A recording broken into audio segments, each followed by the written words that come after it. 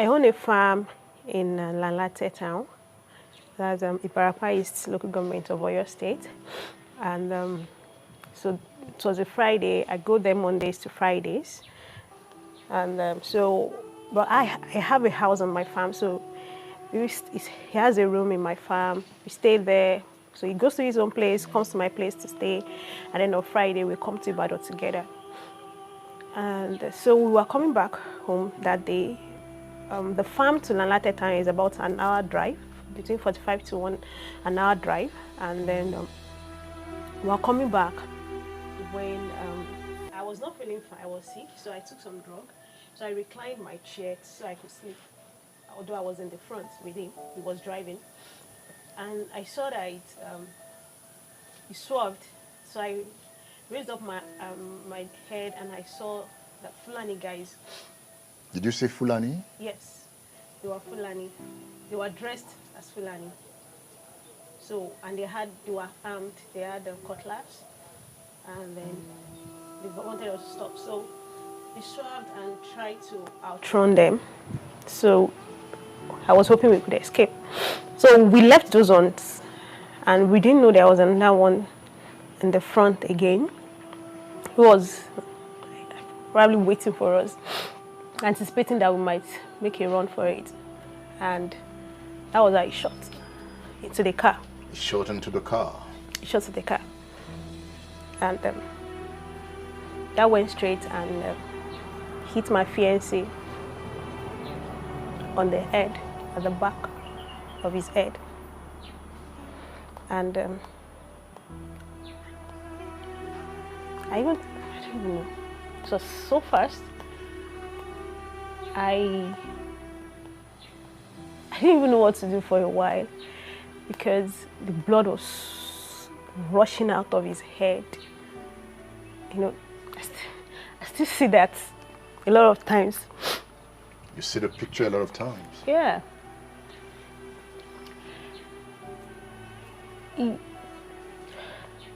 When the bullet struck him, yeah. What did you do? Yeah, I was trying to see if I could save him, if I could apply pressure to stop the blood from flowing. Did the blood stop flowing? I couldn't even do that because I noticed the car was about to, it lost control, so I noticed the car was about to hit a tree. So I decided to put it in. The car was still in motion? It was still in motion, but it already swerved to the bush because it was a forest, like the middle of the forest. So I got the car to stop, and before I could do anything for him, they already met up with us.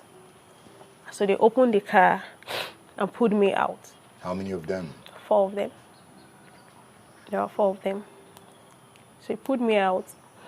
They were angry because we did not stop. So they started shouting for me and all that. So as they were shouting, what did you do? I was still in shock about the shot. So I was just saying, Jesus, Jesus. And then by the time they pulled me out, you know, kicking me and all, I was just, okay, I started begging them and all. So did they see that your boyfriend was going through pain? They didn't pause. I know they saw it. That did not stop them. They didn't pause to even look at him. No attempts to even help him? No, nothing. They were more interested in you? In me, you know, getting me and all. They didn't even pause. Just pulled me out and I was just begging them.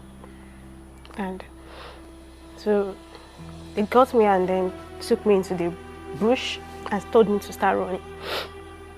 So after a while, they asked me to bring my hand and tied a rope on my hand. So there was one in the front, one was using the rope to pull my hand. There was another one at the back that was hitting me anytime I slowed down because I guess they wanted to leave the scene as soon as possible. This time you guys were in the forest? We were in the forest. Running in the forest? Running in the forest, yeah. So we just kept on running. You know, at the time I slumped down, They pulled me up again and they were beating me. So I just had to summon that strength.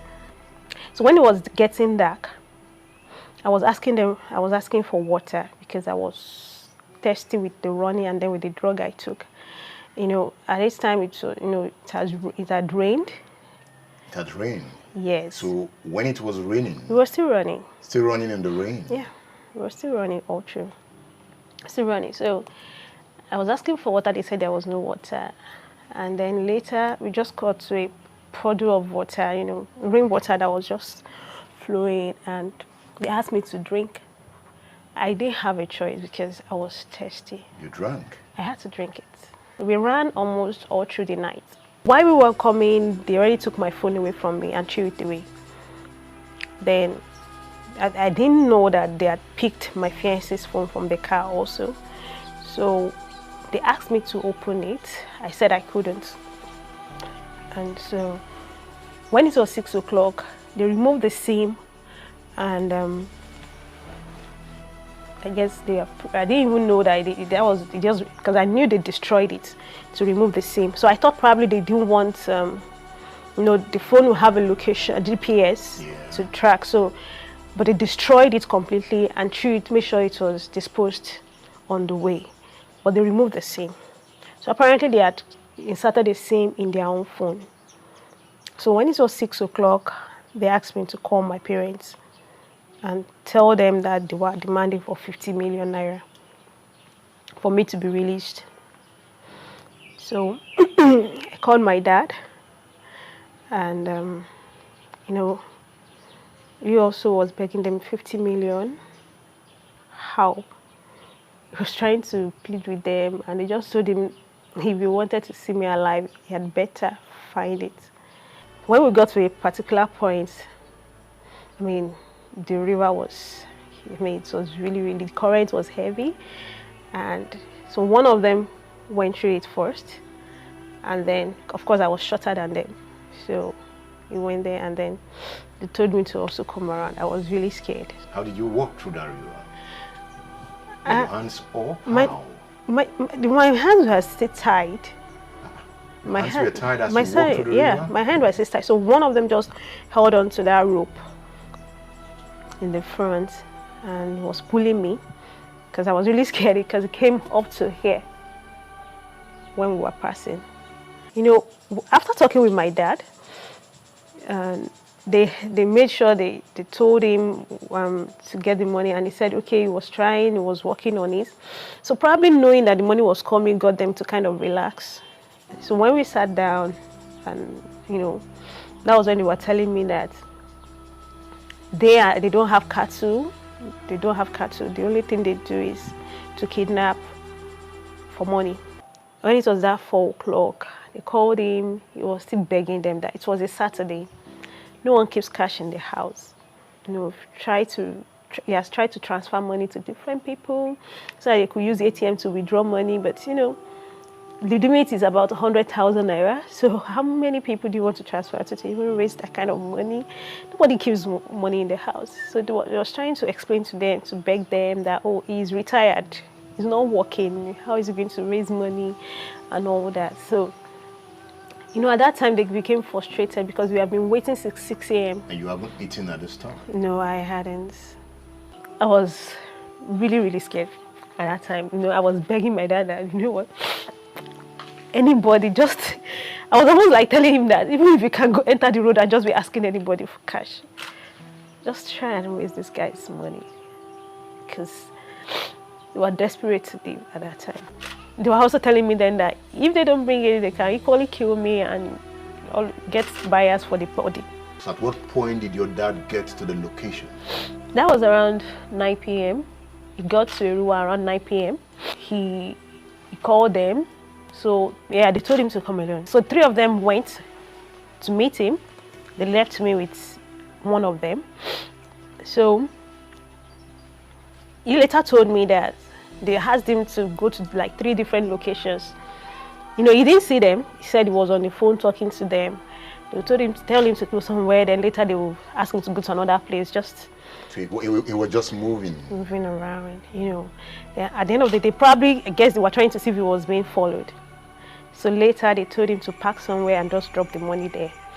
And then told him to move ahead, told him to stay and a place where he should stay, you know.